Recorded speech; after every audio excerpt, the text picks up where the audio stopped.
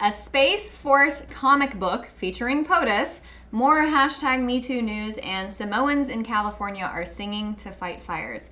All of that coming up today on the Rebel Buzz.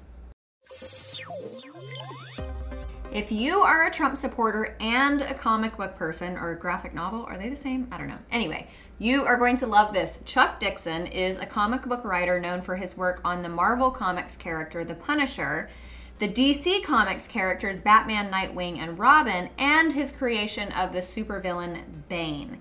If you don't follow comics, but you are a moviegoer, you will remember Bane, portrayed by Tom Hardy in the 2012 movie The Dark Knight Rises. It's good news in the comic book community, among some kind of disappointing trends like forcing upon us more female and non-binary heroes. Now, I am all for female superheroes, but can we please just let it happen organically? Anyway, back to the fun stuff. A new comic book series called Trump's Space Force has launched its funding initiative on Indiegogo. The initial financing goal was $15,000, but as of this release, it has hit $60,000 with 1,289 backers. The writer of the series is none other than legendary comic book writer and creator Chuck Dixon. The description on the Indiegogo page says this: a malevolent threat from beyond the stars has infiltrated the upper echelons of world governments. Their purpose? To prepare Earth for invasion. Join President Trump and the United States Space Force aboard the USSF James Marshall as they travel beyond Earth, leading from the front to combat this threat head on. The artwork is also pretty freaking awesome. As you can see here, it depicts President Trump and First Lady Melania Trump in extraterrestrial space gear with a Make Space Great Again hat in the foreground of the image. Now, there are different levels of funding, ranging from a $25 donation where you receive a signed copy of the comic upon its release and a Space Force patch. And then you can donate $25,000, donation where you will receive the signed comic book, the patch, a Make Space Great Again hat, and a trip to DC for a dinner at Trump International with Sebastian Gorka, Terry Schappert, Chuck Dixon, and the other creators of the comic. Now, I am not a comic book connoisseur, so I am going to borrow Breitbart's opinion so that you will have a better idea of whether it's something you would like to invest in. Hint, you should. James Dellingpole writes this: it's like a mashup of Aliens, Independence Day, and Starship Troopers with a bit of anime, Robotech, Starblazers, and features all your favorite characters from the MAGAverse: Scott Adams, Sebastian Gorka, and obviously the Donald, wiping out aliens and making space great again. Now, I am not even a comic book nerd. I mean, cool person. And I think I'm gonna buy in just so I can get that patch. Hello. And following up on a story from earlier this week about the hashtag MeToo movement activist Asia Argento from the New York Times, Asia Argento was one of the original accusers of Harvey Weinstein. She's been a loud voice throughout the minimal and pseudo-cultural cleansing phenomenon in Hollywood known as hashtag MeToo.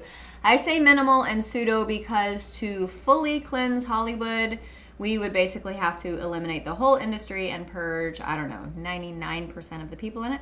Anyway, Asia Argento, as you might remember, was the girlfriend of late author, documentarian, and celebrity chef Anthony Bourdain. It recently came to light that she had an illicit and illegal relationship with a child actor, Jimmy Bennett, who was 17 at the time. In order to suppress a lawsuit or a publicity nightmare, Bennett was paid $380,000. Now, since all of this became public knowledge, Argento has denied the claims and purports that it was actually Anthony Bourdain who paid off Jimmy Bennett. Potato, potato, whatever. In a statement to reporter Yashar Ali, she said this: I am deeply shocked and hurt by having read news that is absolutely false. I have never had any sexual relationship with Bennett. In text messages obtained by TMZ, she says this: I had sex with him. It felt weird. I didn't know he was a minor until this shakedown letter. The public knows nothing, only what NYT wrote, New York Times, which is one-sided. The shakedown letter. The horny kid jumped me. The person on the other side of the text exchange then says this: what's up with the photo taken in bed? I think that's one that will be harder to cushion. Images are annoyingly assumption nation. And Argento writes back: You can see my boobs, that's all. It doesn't mean S word. She also sent text messages regarding a handwritten note that was written on a napkin by Bennett, allegedly, that says this: Asia, I love you with all my heart. So glad we met again, and I'm so glad you're in my life. Then she says via text, he wrote this afterwards and kept sending me unsolicited nudes all these years up until 2 weeks before the attorney letter. It wasn't raped, but I was frozen. He was on top of me after he told me I had been his sexual fantasy since I was 12.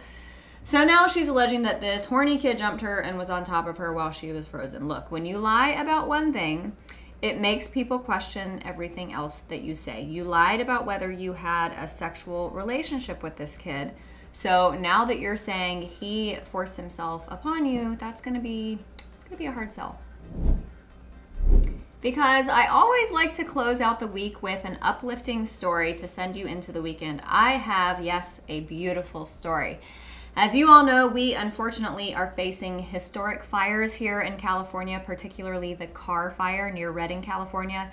As of Wednesday, the U.S. Forest Service estimated that 1 million acres have been burned in wildfires this year in the Golden State.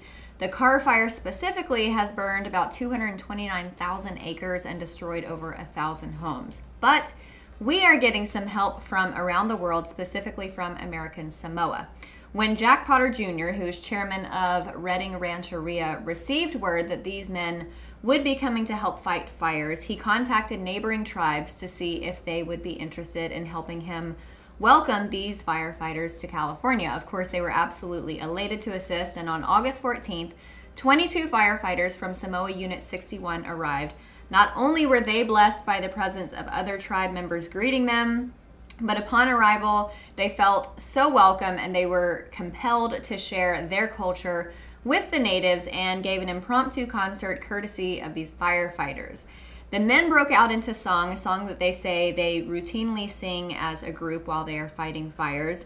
It's a song of blessing and gratitude. In a statement after the event, Potter said this: when they harmonized, you just felt that spirit connection to the song. The natives were like, whoa. Now, I find this so uplifting. These firefighters sing this song before, during, and after fighting fires. They have to be absolutely exhausted, but this is their way of offering gratitude. So what a beautiful and gracious gesture. Hope you all have a fantastic weekend. Thanks so much for joining me today on The Rebel Buzz. I'm Amanda Head, the Hollywood conservative for The Rebel.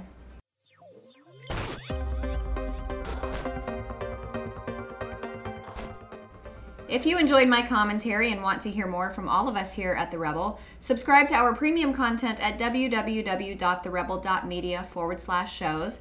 Make sure you're following us on Facebook and Twitter for all of our latest news, and download our new app for The Rebel Media on the App Store. That way you will have instant and easy access to all of our latest videos and your favorite Rebel shows. Thanks so much for watching. I'm Amanda Head for The Rebel.